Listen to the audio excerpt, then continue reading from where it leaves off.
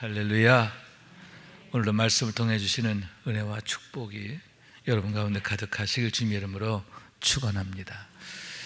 오늘은 성령에 대한 말씀 5번째 시간으로 성령의 4번째 열매 인내에 대한 주제로 함께 말씀을 나누길 원하는데, 오늘도 말씀을 들을 때 들려지고 믿어지고 그러므로 해서 그 말씀이 내게 축복이 되는 것을 경험할 수 있게 되기를 주님의 이름으로 축원합니다.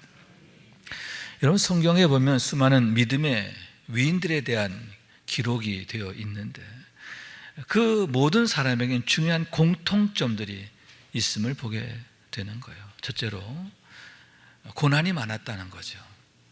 어려움이 많았다는 거예요. 그리고 그 어려움들이 결코 간단치 않았다 하는 것을 보게 되고, 두 번째는 그러나 그 어려움들 인하여 그 한 사람도 실패하지 않았다는 거예요. 그 어려움 때문에 망한 사람이 단 한 명도 없다.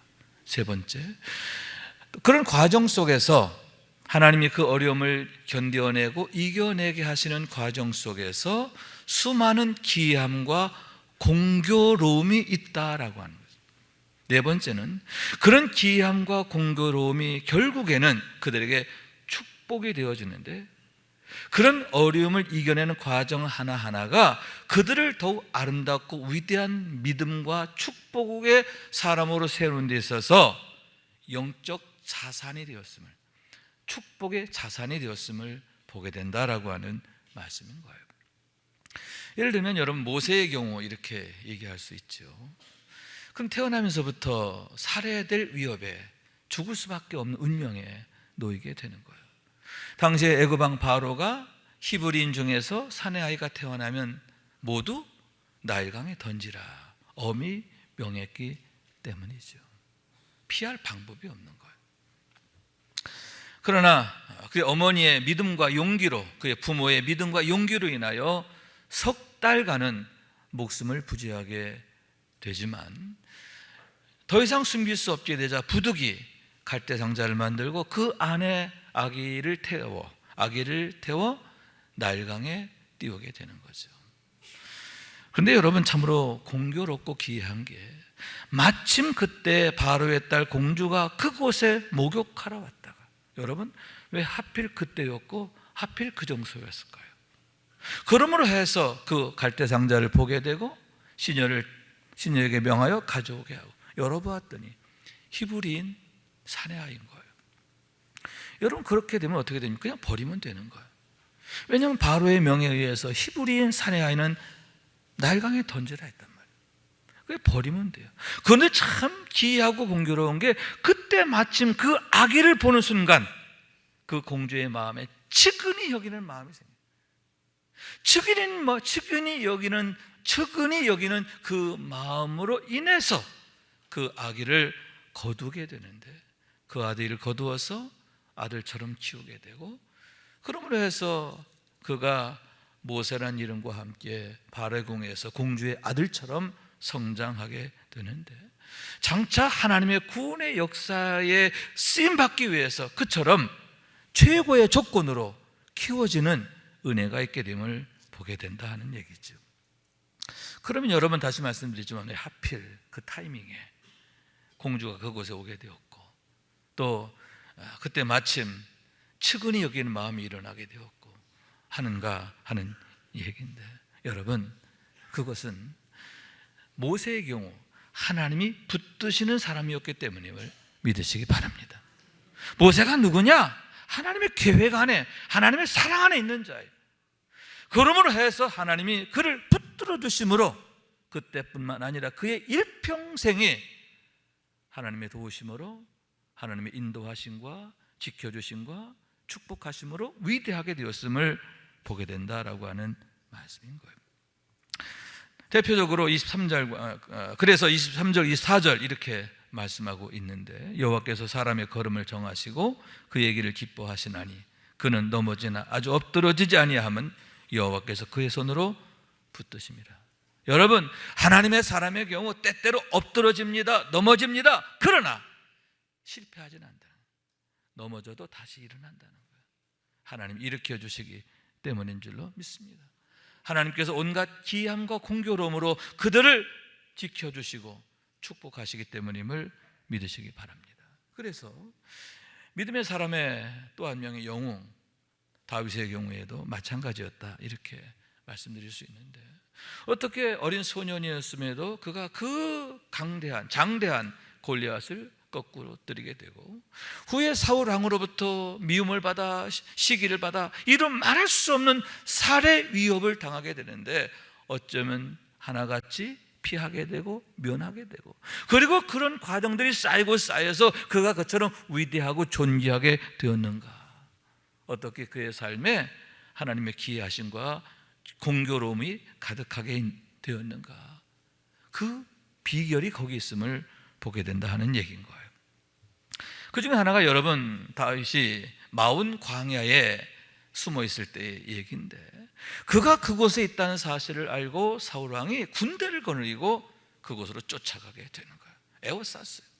여러분, 어떻게 됩니까? 다윗은 이제 도저히 살아날 수 없는, 피할 방법이 없는 절대절명, 고리무원의 상황에 놓이게 되었다 하는 거죠. 그런데 참 기이하고 놀라운 게, 결정적인 순간, 이제 마지막 그 결정적인 순간에 갑자기 사울왕이 군대를 되돌리게 됨으로 해서 다윗이 그 화를 피하게 되는데, 이유가 뭐냐? 갑자기 블레셋이 쳐들어왔어요. 블레셋이 쳐들어와 가지고 사울이 군대를 돌리지 않을 수 없는 그런 상황이 되었음을 보게 되는데, 그러면 왜 하필 그 타이밍이냐는 거죠. 왜 하필 그 타이밍에 블레셋이 쳐들어왔고 또 그런 공교로운 일이 있게 되었느냐 하는 얘기인데, 다시 말씀드리지만 다윗은 어떤 사람이죠? 믿음의 사람, 하나님이 참으로 사랑하시는 사람, 하나님의 계획 안에 있는 사람, 그로 인해서 하나님이 붙드시는 사람이 되었기 때문임을 보게 된다는 얘기인 거죠.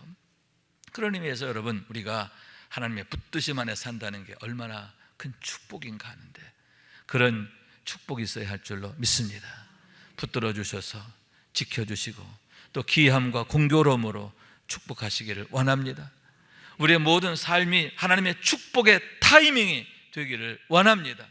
그래서 여러분, 하나님 앞에서 보시기에 좋았더라 하는 영적 승리를 거두게 되고, 또 그럴 때 여러분, 우리 가정과 또 교회와 자녀들에게 축복이 되잖아요.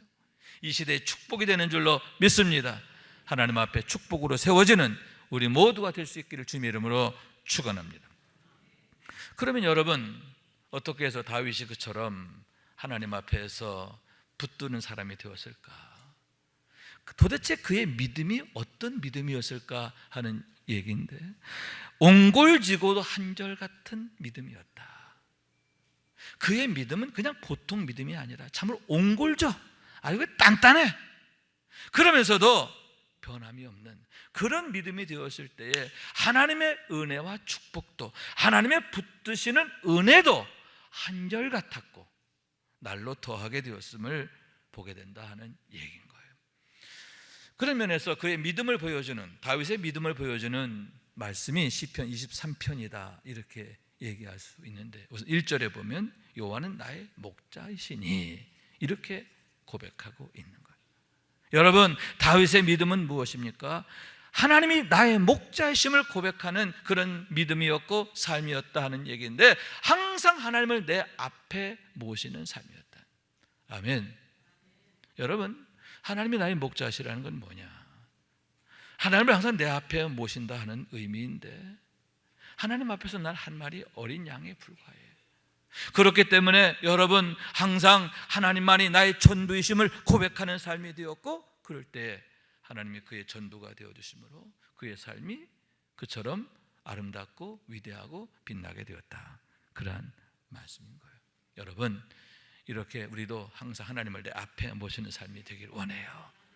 하나님만이 나의 전부이심을 고백하게 되기를 원합니다. 그래서 하나님이 나의 목자가 되어주시는 그런 축복을 날마다 경험하고 누리시기를 주님의 이름으로 축원합니다. 또한 그러므로 해서 항상 그가 하나님의 음성만을 듣고 따르게 되었음에 대한 얘기인데, 그것이 그를 가장 복된 길로, 선한 길로, 아름다운 길로 인도하심이 되었다 하는 얘기죠. 그런 의미에서 여러분 잘 듣는 게 얼마나 중요하고 복된가 하는 얘기인데, 왜냐? 양의 경우 여러분 공통점이 뭐냐? 근시라고 하는 거죠. 양의 경우 근시이기 때문에 멀리 볼 수 없기 때문이다 라고 하는 얘기예요. 그렇기 때문에 여러분 목자의 도움이 있어야 돼요. 선한 목자의 인도함을 받아야만 안전할 수가 있고, 그리고 가장 좋은 풀, 좋은 물을 얻을 수가 있는데, 반대로 목자를 잃어버리면 어떻게 되느냐? 목자가 없으면 어떻게 되느냐? 모든 문제를 항상 스스로 해결해야 되고, 그런 상황에서는 눈앞의 것만 보이기 때문에 눈앞에 보이는 형편과 상황, 눈앞에 보이는 육신의 즐거움, 세상적인 그런 미혹, 이런 걸 이겨낼 방법이 없는, 그걸 따라가는 거예요. 하나님을 내 앞에 모시고 하나님을 따라야 할 사람이 눈앞에 보이는 육적인 것, 세상적인 것, 그것만 바라보고 따르게 되고 결국 그로 인해서 망하게 된다. 어떻게 되죠? 광야를 만나게 되고 절벽을 만나게 되고 구렁텅이를 만나게 되고 거기서 헤어날 수 없게 되는데, 하나님 없는 인생이, 하나님을 떠난 인생이 그와 다르지 않다라고 하는 말씀인 거예요. 그런 면에서 대표적 사례가 창세기 6장에 있는 인류의 타락에 대한 얘기다, 이렇게 말할 수 있는데, 우선 2절에 보면 하나님의 아들들이 사람의 딸들의 아름다움을 보고 자기들이 좋아하는 모든 여자로 아내로 삼은지라, 이렇게 말씀하고 있고, 3절에서는 여호와께서 이르시되 나의 영이 영원히 사람과 함께하지 아니하리니 이는 그들이 육신이 됨이라, 그러나 그들의 날은 120년이 되리라 하시니라, 이렇게 말씀하고 있는 거예요. 여러분, 하나님의 아들들이 하나님에게서 멀어졌어요. 하나님에게서 멀어지니까 어떻게 되느냐? 하나님을 앞에 모시고 하나님의 말씀을 따라 살아야 할 그들이 안타깝게도 눈앞에 보이는 것에 급급한 삶을 사는 거예요. 눈앞에 보이는 것을 따라 살게 되었다 하는 얘기인데, 결국은 그러므로 해서 자기들이 좋아하는, 내 눈에 보기 좋은 그러한 일들을 택하게 하는 거예요. 자기가 좋아하는 여자들로 아내를 삼았다, 그것은 다른 말로 하나님 없는 삶이 되었다 라고 하는 얘기인데, 결국 그로 인해서 그들의 날이 뭐가 되리라? 120년이 되리라. 120년 후에 하나님의 불심판에 의해서 멸망하게 된다는 거예요. 여러분, 그럼 왜 그처럼 멸망당할 수밖에 없게 됐느냐? 5절 6절 말씀에 보면 여호와께서 사람의 죄악이 세상에 가득함과 그 마음으로 생각하는 모든 계획이 항상 악할 뿐임을 보시고 땅 위에 사람 지으셨음을 한탄하사 마음에 근심하죠. 여러분, 그들로 인해서 하나님이 한탄하시고 마음에 근심하셨어요. 심지어는 여러분, 이르시되 내가 창조한 사람을 내가 지면에서 쓸어버리되 사람으로부터 가축과 기는 것과 공중의 새까지 그리하래, 이르셨어요. 뭐라고 이르셨어요?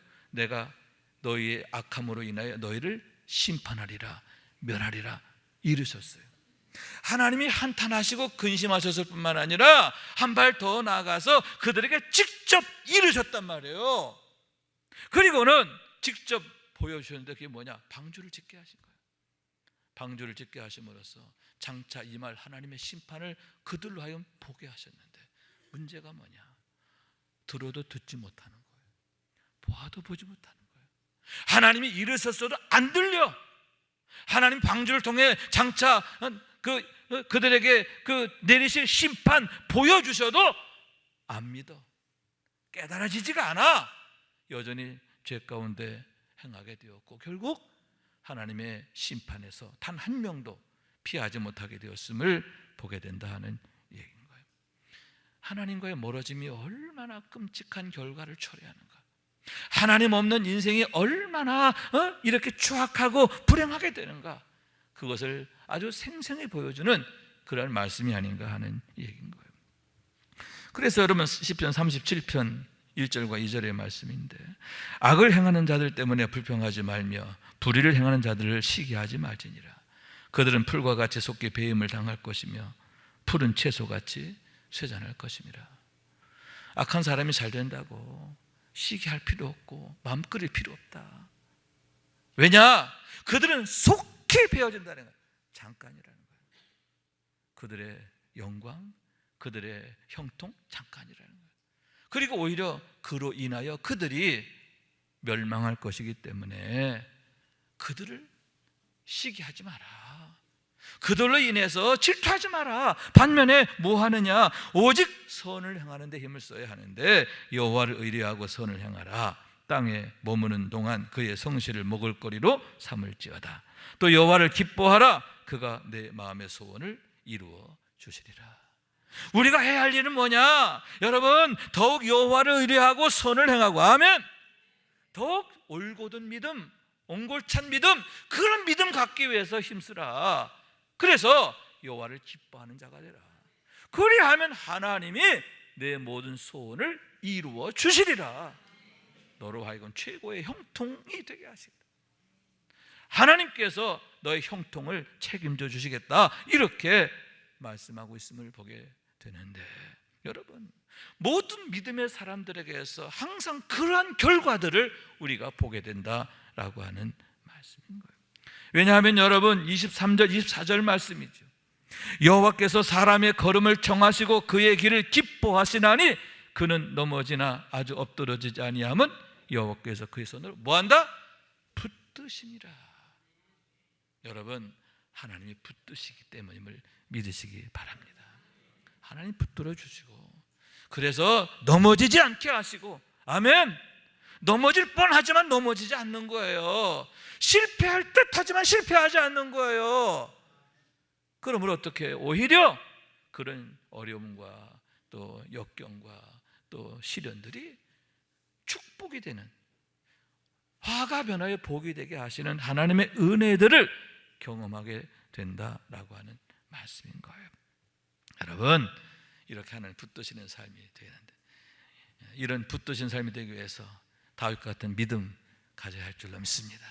다윗처럼 항상 하나님을 내 앞에 모시고, 아멘. 주의 말씀하셔서 종이 듣겠나이다. 늘 주의 말씀을 따르게 되기를 원합니다. 그래서 여러분, 하나님의 붙드시는 삶이 되고 하나님의 축복 안에서 보시기에 좋았더라가 되는 우리의 날마다의 삶이 될 수 있기를 주님의 이름으로 축원합니다. 또한 여러분, 하나님께서 붙드시고 도우심을 통해서 우리에게 놀라운 은혜 주시는데 뭐냐? 인내의 축복으로 살게 하신다는 거예요. 따라, 인내의 축복. 아멘. 공교로움과 기이함의 축복뿐만 아니라 또한 뭐냐?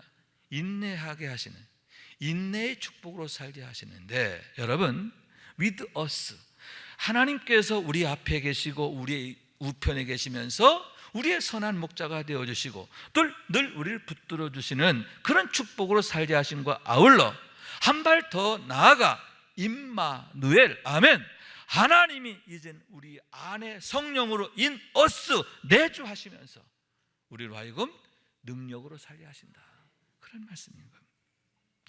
그래서 바울은 그러한 경건의 이치, 또 영적 이치를 고린도후서 4장 7절에서 이렇게 말씀하고 있는데, 우리가 이 보배를 질그릇에 가졌다. 우리가 이 보배를 질그릇에 가졌다. 그러므로 해서 8절 이하의 말씀입니다. 우리가 사방으로 괴싸움을 당해도 쌓이지 않고 박해를 받아도 버림받지 않고 거꾸로 뚫림을 당해도 망하지 아니하고, 아멘. 우뚝이 같은 삶이 되는 거죠. 넘어짐을 당해도 다시 일어나는 거예요. 하나님이 붙들어 주시고 일으켜 주시기도 하지만 아울러 우리 안에 계시면서 우리로 하여금 인내, 이기게 하신다. 손으로 악을 이기게 하시고 사랑으로 미움을 이기게 하시고 감사함으로 원망을 이기게 하시는 줄로 믿습니다. 그런 능력으로 살게, 하나님의 능력으로 살게 하신다. 그런 면에서 대표적 사례가 요셉의 인내다, 이렇게 말씀드릴 수 있는데, 여러분, 요셉의 경우 형들의 미움을 받아 종으로 팔려가서 애굽에 팔려가서 온갖 어려움 겪게 되잖아요. 그러다가 여러분, 심지어는 왕의 감옥에까지 던져지는 그런 신세가 되었음을 보게 되는 거예요. 여러분, 그런 어려움을 겪게 되었으면, 억울하게 그런 일 당했으면 여러분 대개 어떻게 됩니까? 원망하게 되고 그 원한에 사무쳐 살게 되는 게 아닙니까? 두고 봐라! 이를 부두둑부두둑 깔면서 어떻게 하면 내가 원수 갚을 수 있을까? 원수 갚는 일에 그 인생을 그냥 아주 갈아 넣는 게 아닙니까? 그래서 여러분 그것 때문에 망하는 거예요. 여러분 사람이 망하는 게 어려움 당해서 망하지 않아요. 뭐 때문에 망해요? 그 어려움으로 인해 낙심 때문에 망하고, 원망하다 망하고, 원한을 갚다 망하고, 그것이 그의 인생을 피폐하게 만들고 망가뜨리게 된다라고 하는 말씀입니다. 그런데 여러분 요셉의 경우 전혀 다른 선택을 하게 됨을 보게 되는데 뭐냐? 여러분 그가 어려움을 당하고 온갖 어려움을 당하고 모함을 당하고 그래도 어떻게 돼요? 항상 의연해요. 담대해요. 그리고 참으로 지혜롭고 슬기롭게 그 모든 것에 대해 대응하게 됨을 보게 되는데 뭐냐? 하나님께서 그의 마음을 지켜주셨기 때문임을 믿으시기 바랍니다. 그와 더불어서 임마누엘, 늘 그와 함께 하시면서 그로 하여금 여러분 그 모든 걸 이기는 하나님의 능력으로 살게 하셨기 때문이다 하는 얘기인 거예요. 그래서 여러분 그가 어느 곳에 있든지 사람들로부터 칭찬을 받아요. 보디발의 집에 있을 때는 보디발로부터, 감옥에 있을 때는 간수장으로부터 칭찬을 받고 인정을 받게 되는데, 여러분 그러던 중에 너무 감사하게도 하나님 주신 지혜로 바로의 꿈을 해몽하게 되고 애굽의 총리가 되고, 그죠? 그러므로 해서 여러분 그 애굽 땅의 그 7년 대기근에서 그 땅을 건져내게 되고, 아멘. 더욱 중요한 건 뭐냐? 하나님의 구속사를 이루는데 그가 결정적 역할을 하게 돼요. 아버지 야곱과 그의 가족들을 다 애굽 땅에 내려오게 하고 고센 땅에 자리 잡게 함으로 말미암아 어떻게 됩니까? 과거 하나님이 아브라함에게 주신 약속을 이루게 하는데, 그 약속이 뭐였죠? 첫째, 너는 하늘을 우러러 별을 보라. 너의 후손이 이와 같으리라. 할렐루야. 아브라함으로 하여금 장차 그의 후손이 하늘의 별처럼 많아지겠다 약속하셨는데, 여러분 그 약속이 애굽 땅에서 이루어지게 된 줄로 믿습니다. 내려올 땐 70명이었는데 430년 후에 떠날 때는 얼마였어요? 장정만 60만 명이었잖아요. 그죠?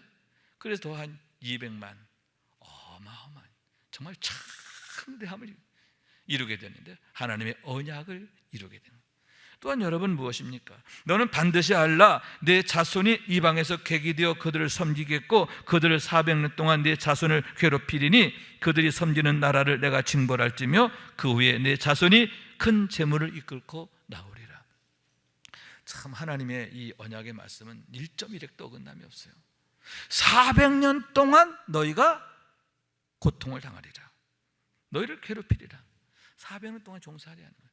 그래서 430년 만에 그들이 드디어 출애굽의 대장정을 시작하게 되는데, 나올 때 어떻게 나와요? 말씀 그대로 큰 재물을 가지고 나오게 된 줄로 믿습니다. 이게 바로 하나님의 구속사예요. 그런데 이런 하나님의 구속사를 이루는 데 있어서 요셉이 머릿돌 역할, 디딤돌 역할, 마중물 역할을 하게 되었는데 얼마나 복된 일이 되었느냐, 얼마나 감사한 일이 되었는가라고 하는 말씀인 거예요. 여러분 다시 말씀드리지만 하나님이 요셉과 함께 하심으로 그가 형통한 자가 돼요. 아멘. 여러분 어떻게 이처럼 요셉이 인내의 축복을 누리게 되냐? 여러분 형통이라는 게 뭐냐? 한마디로 인내의 축복이에요. 인내라는 게 뭐예요? 참는 게 아니에요. 이겨내는 거죠. 손으로 악을 이기고 사랑으로 미움을 이기고 감사함으로 원망을 이기고, 또 뭐예요? 하나님의 선하심으로 모든 세상의 악한 것들을 이겨내는 거예요. 아멘. 하나님을 긍정하는 믿음으로 사는 거죠. 이것이 바로 여러분 요셉의 위대한 인내의 축복이었는데 어떻게 이게 가능했느냐? 능력이신 하나님이 늘 그와 함께 하시며 그의 마음을 지켜주시고 그를 도우셨기 때문임을 믿으시기 바랍니다. 그래서 여러분 요셉의 경우 그가 정말 믿음으로 고백하는 삶이 되었음을 보게 되는데, 우선 하나님의 의를 이루는 그런 축복을 누리게 되었다. 무슨 얘기냐 하면, 그 형들이 애굽에 양식을 얻으러 왔다가 애굽의 총리가 요셉이, 자기가 종으로 팔았던 요셉인 걸 알았어요. 그죠? 그랬을 때 어떻게 됩니까? 두려워 벌벌 떨게 돼요. 이 동생 요셉이 원수 갚으면 어떡하나, 큰일 났다, 이제 죽었다, 두려워 벌벌 떨 때, 여러분, 요셉이 형들한테 뭐라고 말하느냐? 당신들이 날 이곳에 팔았다고 해서 근심하지 마소서, 한탄하지 마소서. 하나님의 생명을 구원하시려고 나를 당신들보다 먼저 보내셨나이다. 날 이곳에 보낸 건 당신이 아니라 하나님이다. 그리고 목적이 있었다는 거, 어떤 목적? 생명을 구원하시려고.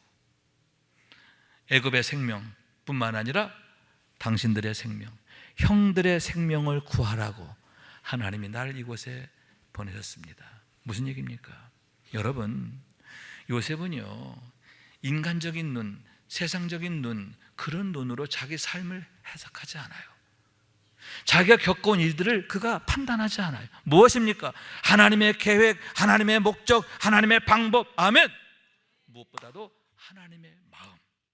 여러분, 이유가 무엇입니까? 하나님이 그의 눈을 열어주셨기 때문인 줄로 믿습니다. 하나님이 그의 눈을 열어주시니까 보이는 거예요.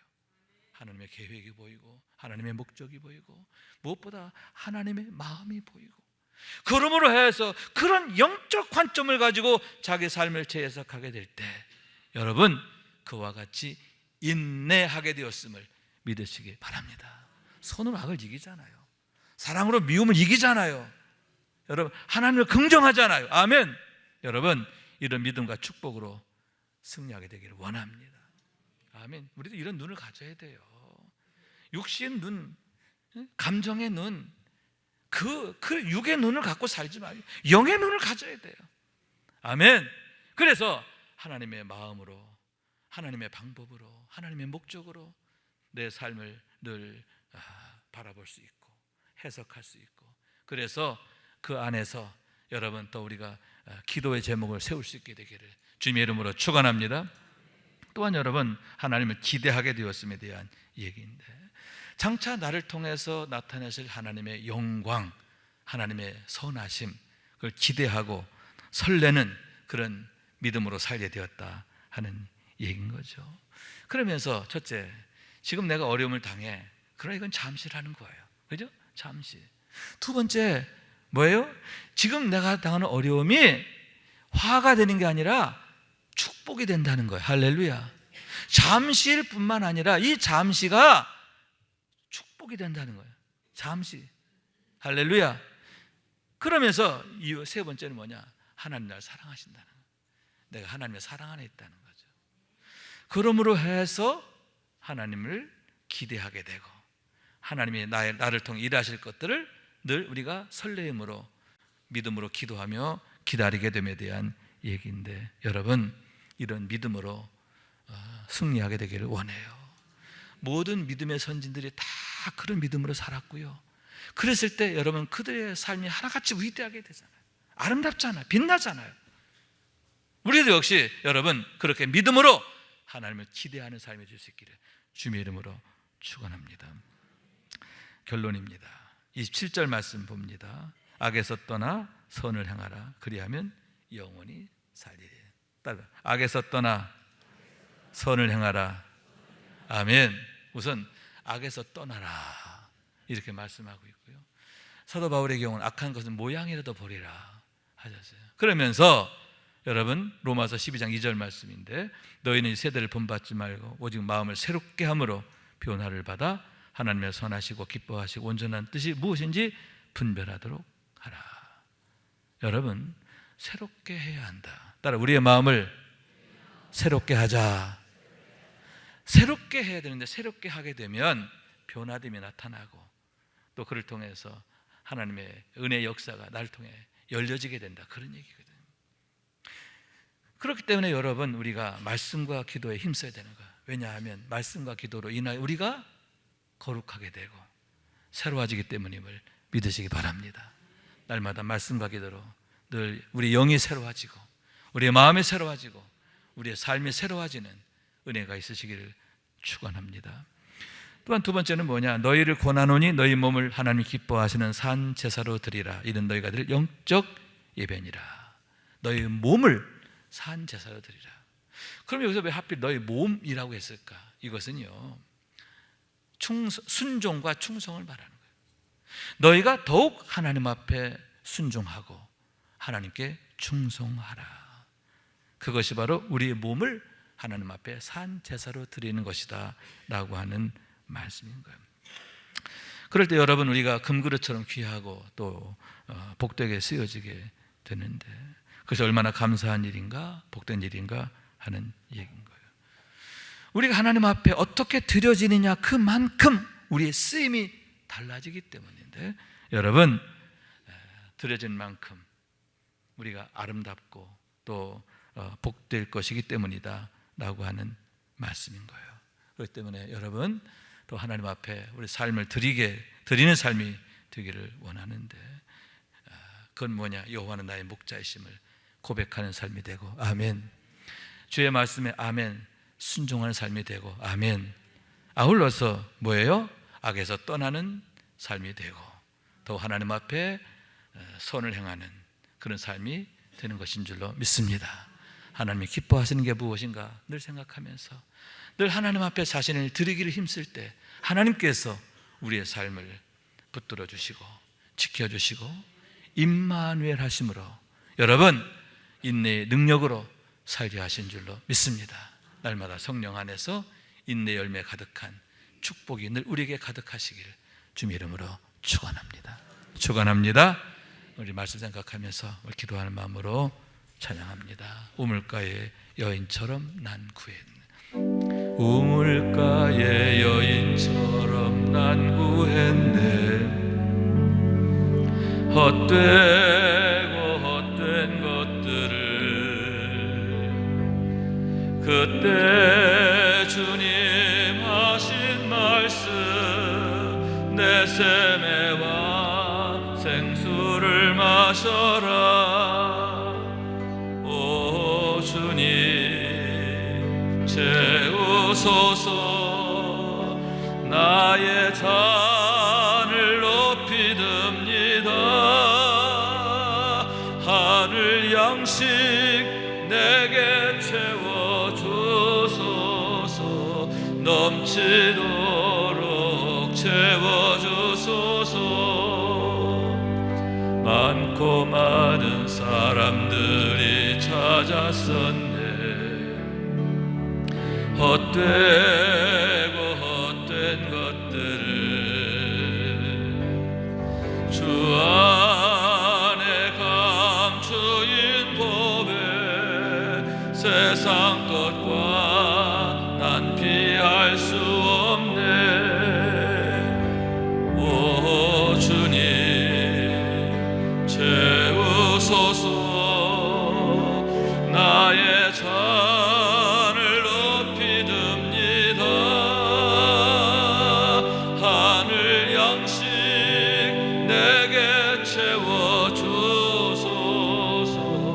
넘치도록 채워주소서. 내 친구여 거기서, 내 친구여 거기서 돌아오라.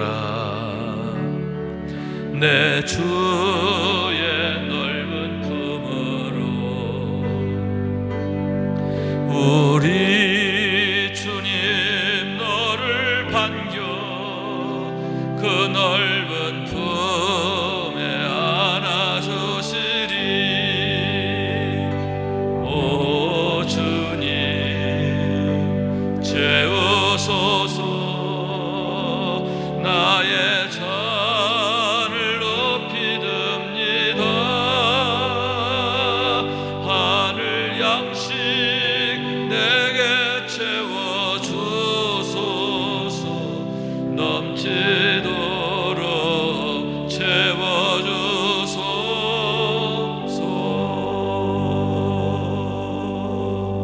아멘. 아멘. 바울은 그렇게 말하잖아요. 우리가 이 보배를 질그릇에 가졌다. 그러면서 이런 능력이 우리에게 있지 않고 누구에게 있다? 오직 하나님께 있음을 알게 하려 하심이라. 하나님이 능력이시라는 거죠. 그런데 하나님과 함께 하셔야 되는 거예요. 하나님 없는 인생처럼 불행한 게 없어요. 그러나 하나님과 함께 하시면 가장 아름답고 복되게 되는 줄로 믿습니다. 하나님 붙드시는 삶이야말로 임마누엘이야말로 최고의 축복인 줄로 믿습니다. 날마다 그런 은혜와 축복의 주인공 되시기를 축원합니다.